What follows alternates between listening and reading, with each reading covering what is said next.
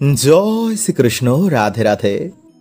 বন্ধুরা, বছরে 24টি একাদশীর মধ্যে এই মোহিনী একাদশীর মাহাত্ম্য অনেক অনেক গুণ বেশি। কারণ শাস্ত্র অনুসারে বন্ধুরা, এই একাদশীর দিনে ভগবান বিষ্ণু সমুদ্র মন্থন থেকে উঠে আসা অমৃত অসুরদের হাত থেকে রক্ষা করার জন্য মোহিনী রূপ ধারণ করেছিলেন। তাই এই দিনে ভগবান বিষ্ণুর মোহিনী রূপের পুজো করা হয়। মনে করা হয় যে এই দিনে যারা ব্রত রাখেন তাদের পাপ তো ক্ষয় হয়ে যায় এবং নতুন বছরে তাদের পরিবারে সুখ শান্তি সৌভাগ্যে ভরে ওঠে। এছাড়া এই দিনে যেহেতু বন্ধুরা অমৃত উঠে আসে, তাই মহাযোগে বন্ধুরা বাড়িতে ঘর মোছার জলে এই সামান্য জিনিসটি মিশিয়ে দিলে বাড়িতে পরম সৌভাগ্যে ভরে ওঠে। যা এবছর বন্ধুরা 2025 সালে আগামী 7ই মে বুধবার দিন সকাল 7টা 19 থেকে পরের দিন 8ই মে বৃহস্পতিবার দিন বেলা 12টা 29 পর্যন্ত চলবে বছরের সর্বশ্রেষ্ঠ মোহিনী একাদশী।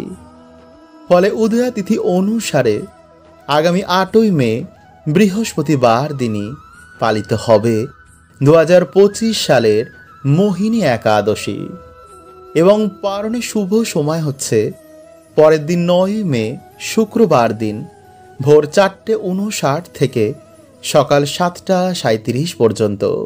তাই একাদশীতে কিন্তু বন্ধুরা আপনারা এই সামান্য নিয়মগুলো অবশ্যই মেনে চলবেন। কারণ সকল মাসের মধ্যে এই বৈশাখ মাসের মাহাত্ম্য সর্বাধিক। ফলে এই বৈশাখ মাসের এই একাদশী কিন্তু বন্ধুরা বহু মানুষের ভাগ্য পাল্টে দেয়। এছাড়া শাস্ত্র বলছে বন্ধুরা যে এই দিনে ভক্তি ভরে বাড়িতে ভগবান শ্রীকৃষ্ণ বা লক্ষ্মী নারায়ণকে স্মরণ করলে বা এই দিনে একাদশী পালন করলে বা তাদের পুজো অর্চনা ভক্তি ভরে বাড়িতে দিলে বাড়ির জন্য বন্ধুরা তো শুভ হয়। এছাড়া সেই ব্যক্তি নতুন বছরে সর্বকাজে সফল হয়। মা লক্ষ্মী ভগবান বিষ্ণুর কৃপায় তাদের নতুন বছরে বাড়িতে অর্থ সুখ শান্তি সৌভাগ্যে ভরে ওঠে। এছাড়া এই দিনে সকালে ঘুম থেকে উঠে যারা এই শব্দটি বলে নতুন বছরে তারা কি চায় তা মাকে জানায়, তো সেই ব্যক্তির মনোবাসনা মা লক্ষ্মীর কৃপায় অবশ্যই পূর্ণ হয়ে যায়। এছাড়া সব থেকে গুরুত্বপূর্ণ হচ্ছে বন্ধুরা যে এই দিনে যারা এই সামান্য একটি ফুল বা ফলটি পায় তারাই নতুন বছরে হয় ধনবান এবং ভাগ্যশালী। তাদের সকল দুঃখ দারিদ্রতা ভগবান হরণ করে নেন। তাই এই দিনে বন্ধুরা আপনারা স্নান করে বা সন্ধেবেলায় ভগবান রাধা কৃষ্ণ বা লক্ষ্মী নারায়ণের চরণে কিন্তু আপনারা এই জিনিসটি অর্পণ করে আপনাদের মনের ইচ্ছা বলতে একদম ভুলবেন না। কারণ বন্ধুরা এই দিনে এই জিনিসটি ভগবানকে অর্পণ করলে ভগবান ভক্তের প্রতি চিরঋণী হয়ে যায়। এবং এই জিনিসটি অর্পণ করার সময় যদি আপনারা এই মন্ত্রটি বলতে পারেন তো বন্ধুরা এতে আপনাদের সকল মনোবাসনা অবশ্যই পূর্ণ হবে। কারণ বন্ধুরা এই দিনেই মন্ত্রটি বলায় তার সাথে তার পূর্বপুরুষদেরও পাপের নাশ হয়ে যায়। ফলে তারা নরক বা প্রেত যোনি থেকেও মুক্ত হয়ে যায়। তাই বন্ধুরা আপনাদের আগের ভিডিওতে আমি জানিয়েছিলাম যে পিতৃদোষ কি। তাই এই কার্যগুলো যদি বন্ধুরা আপনারা কালকের দিনে করতে পারেন তো বন্ধুরা অবশ্যই কিন্তু আপনাদের পিতৃদোষের সাথে সাথে দুর্ভাগ্যেরও নাশ হয়ে যাবে। তাই সুযোগ কিন্তু বন্ধুরা আপনারা একদমই হাতছাড়া করবেন না। এই সামান্য কাজ বন্ধুরা আপনাদের জীবন থেকে দুর্ভাগ্যের নাশ তো করবেই এবং সৌভাগ্যের আগমন করবে। তাই অবশ্যই কিন্তু বন্ধুরা আপনারা ভিডিওটি পুরো দেখুন এবং ভিডিওটি বন্ধুরা আপনারা একটি লাইক করে কমেন্টে হর হর মহাদেব ও জয় শ্রীকৃষ্ণ অবশ্যই লিখুন। নাম্বার 1, বন্ধুরা এই দিনে যেহেতু আমিষ খাবার কাউকে গ্রহণ করতে নেই, তাই এই দিনে বন্ধুরা আপনারা কিন্তু এই খাবারগুলো কাউকে ভুলেও খাবেন না এবং কারোর কাছ থেকে খাবারগুলো একদমই নেবেন না। মানে অনেক সময় কি হয় বন্ধুরা, আমাদের রান্না করা খাবার আমাদের প্রতিবেশী বা আত্মীয়দের আমরা দিই, কিন্তু এই দিনে বন্ধুরা আপনারা কাউকে আমিষ জাতীয় খাবার একদমই দেবেন না এবং কারোর কাছ থেকেও নেবেন না। যদি দিতেই হয় আপনারা এই দিনে ভগবানের ছবি, মূর্তি, পুজো সামগ্রী বা শ্রীমদ্ ভগবদ গীতা বা ভগবানের কোনো বাণী বা উপদেশ আপনারা এই দিন কাউকে দিন, বা একাদশীর কোনো ভিডিও আপনারা যদি শেয়ার করতে পারেন তাহলে তো খুবই ভালো। তাই পারলে বন্ধুরা আপনারা এই দিনে আমার এই ভিডিওটি অবশ্যই শেয়ার করুন। এতে বন্ধুরা আপনাদের পুণ্যের সাথে তাদেরও পুণ্য বাড়বে। কারণ বন্ধুরা একাদশীর কথা কানে শ্রবণ করা মাত্রই মানুষের বহু গুণ পাপের নাশ হয়ে যায়। নাম্বার 2, বন্ধুরা এই দিনে যদি আপনারা পারেন তো ভগবান শ্রীকৃষ্ণ রাধা রানীর নাম বেশি করে স্মরণ করুন, তার লীলা শ্রবণ করুন, গীতা পাঠ করুন। কারো মনে এই দিনে আপনারা দুঃখ দেবেন না।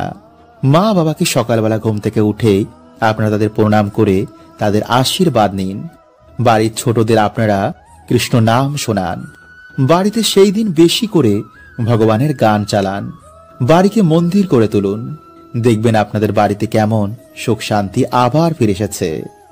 নাম্বার 3, বন্ধুরা 4টি জিনিস যদি আপনারা ভগবানকে এই দিনে অর্পণ না করেন তো বন্ধুরা একাদশীর পুজো বা ব্রত কিন্তু একদমই অসম্পূর্ণ থেকে যায়।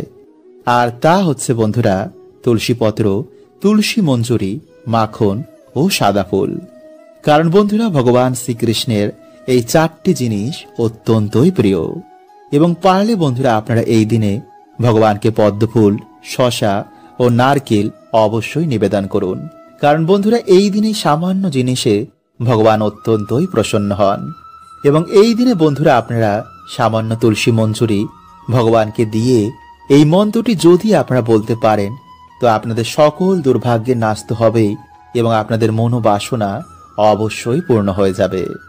আর তা হচ্ছে বন্ধুরা ওম কৃষ্ণায় বাসুদেবায় হরয়ে পরমাত্মনে প্রণত ক্লেশনাশায় গোবিন্দায় নমো নমঃ।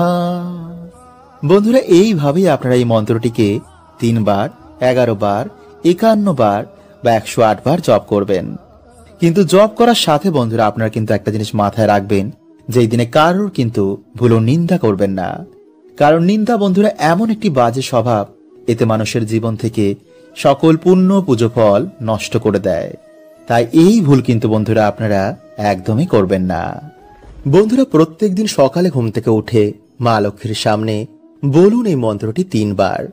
এতে বন্ধুরা সর্ব কাজে আপনারা সফলতা প্রাপ্ত করবেন। মা লক্ষ্মীর কৃপায় আপনাদের বাড়িতে সুখ শান্তি অর্থে ভরে উঠবে। কারণ বন্ধুরা প্রত্যেকেরই আমাদের জীবনে অর্থ প্রয়োজন। সংসার চালাতে, সন্তানের দেখাশোনার জন্য, মা বাবার খুশির জন্য অর্থ প্রয়োজনই। কারণ বন্ধুরা কলিযুগে অর্থ ছাড়া কেউ কাউকে চেনে না। তাই আজ আমি আপনাদের জানাবো যে সকালে ঘুম থেকে উঠে মা লক্ষ্মীর সামনে এই 3টি কথা যদি আপনারা বলতে পারেন তো মা লক্ষ্মীর কৃপা দৃষ্টি এসে আপনাদের বাড়িতে পড়বে। কারণ বন্ধুরা দেখবেন যে কিছু মানুষের জীবনে যতই পরিশ্রম করুক না কেন কিছুতেই আয় উন্নতি তারা দেখে না। পরিবারের ঝগড়া ঝামেলা, অশান্তি, মনোমালিন্য এগুলো লেগেই থাকে। তাই যদি বন্ধুরা আপনাদের জীবনে কিছুতেই আপনারা সৌভাগ্যের মুখ দেখছেন না তো ভিডিওটি কিন্তু আপনারা অবশ্যই পুরো দেখুন। এবং ভিডিওটি বন্ধুরা আপনারা একটি লাইক করে কমেন্টে আপনারা বলুন জয় মা লক্ষ্মীর জয়। বন্ধুরা প্রত্যেক দিন আমরা আমাদের বাড়িতে মা লক্ষ্মী এবং বিভিন্ন দেবদেবীর আমরা পুজো আরাধনা করি যাতে আমাদের বাড়িতে কোনো রকম দুর্যোগ না আসে এবং বাকি দিনগুলো আমরা যাতে সৌভাগ্যে কাটাই। তাই যদি বন্ধুরা আপনারা কর্ম করছেন কিন্তু ঠিক মতন আপনাদের ইনকাম হচ্ছে না বা ইনকাম করা টাকা আপনাদের হাতে থাকছে না, কিছু না কিছু ভাবে ঠিক তা বাইরে বেরিয়ে যাচ্ছে, চারিদিকে ঋণ ধার দেনায় আপনারা জড়িয়ে যাচ্ছেন, তো এর মানে বন্ধুরা কিন্তু আপনাদের বাড়িতে মা লক্ষ্মীর কৃপা হচ্ছে না। বাড়িতে কোনো ভুলে বা কোনো দোষের জন্য আপনাদের বাড়িতে মা লক্ষ্মী পা রাখছেন না। এর কারণ বন্ধুরা আমরা যত আধুনিক হচ্ছি ততই কিন্তু আমরা ঈশ্বরের ওপর থেকে বিশ্বাস হারিয়ে ফেলছি।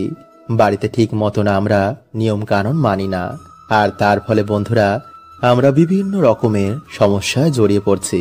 তাই আজকের এই ভিডিওতে বন্ধুরা আপনাদের যে কাজটি করতে বলবো তার সাথে অবশ্যই কিন্তু আপনারা এই নিয়মগুলো মেনে চলবেন, নইলে যতই পুজো অর্চনা বন্ধুরা আপনারা বাড়িতে করুন না কেন মা লক্ষ্মীর কখনোই কিন্তু আপনাদের ওপর কৃপা হবে না। কারণ বন্ধুরা মা লক্ষ্মী এমন বাড়িতে কখনো প্রবেশ করেন না। তাই ভিডিওটি বন্ধুরা আপনারা পুরো দেখুন, আপনারা সকল প্রশ্নের উত্তর পেয়ে যাবেন। বন্ধুরা শাস্ত্রে অনুসার সকাল ও সন্ধ্যেকে সব থেকে গুরুত্বপূর্ণ মানা হয়েছে। তাই এই দুই সময় আমাদের বাড়িতে পুজো অর্চনায় আমাদের বাড়িতে সৌভাগ্যের আগমন হয়, দেবদেবীরা প্রসন্ন হন। তাই সকালে ঘুম থেকে উঠে কিছু কার্যে আমাদের বাড়ি থেকে সকল দুর্ভাগ্যের নাশ হয়ে যায়। বিষ্ণু পুরাণে ভগবান বিষ্ণু নিজে বলছেন যে ব্যক্তি সকালে ঘুম থেকে উঠে এই কার্যগুলো করে সেই বাড়িতে স্বয়ং মা লক্ষ্মীর নিবাস হয়। যেমন যেই বাড়িতে মানুষেরা তাড়াতাড়ি ঘুম থেকে ওঠে এবং সকালে স্নান করে নেয়, স্নান করে এসে ঠাকুর ঘরে একটি প্রদীপ ধরায়, ভগবানের সামনে ধূপ ধুনো ধরায়, ভগবানের মন্ত্র জপ করে, তুলসী মঞ্চে জল অভিষেক করে, সেই বাড়িতে স্বয়ং লক্ষ্মী নারায়ণের বাস হয়।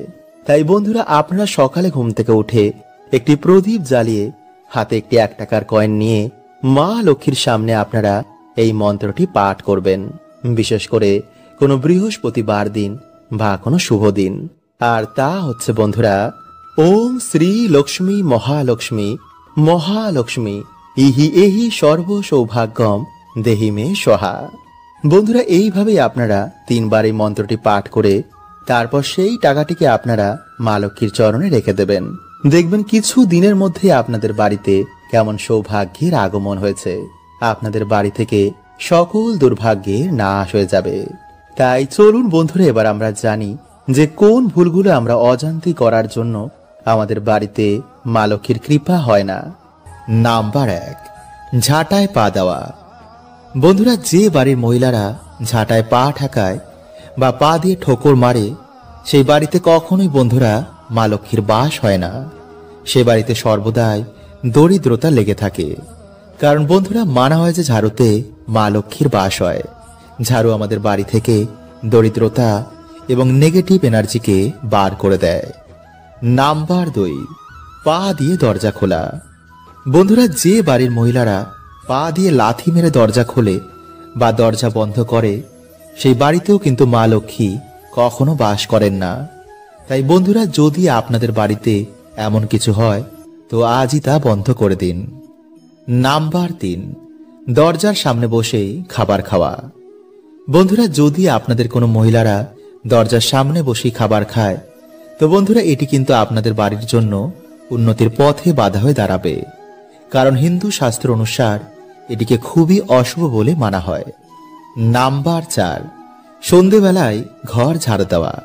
বন্ধুরা যে বাড়ির মহিলারা সকালের বদলে সন্ধেবেলা বা রাতের বেলায় ঘর ঝাড় দেয় সেই বাড়িতে অবশ্যই বন্ধুরা দরিদ্রতা আসবেই বা সুখ শান্তি সেই বাড়িতে থাকবে না। কারণ যেই সময় বন্ধুরা আমাদের বাড়িতে মা লক্ষ্মী আসেন সেই সময় যদি আমরা বাড়িতে ঝাড় দিই তো কখনোই মা লক্ষ্মী আমাদের বাড়িতে প্রবেশ করবেন না। তাই বন্ধুরা এই ভুল কিন্তু আপনারা আজ থেকে আর ভুলেও করবেন না। নাম্বার 5, বন্ধুরা অনেক মহিলারা কি করে রাতে খাওয়া দাওয়ার পর একটু বাসন কোসনি গ্যাসের উপর রেখে চলে যায়। এটি কিন্তু বন্ধুরা আপনারা ভুলেও করবেন না। নাম্বার 6, বেশি বেলা করে ঘুম থেকে ওঠা।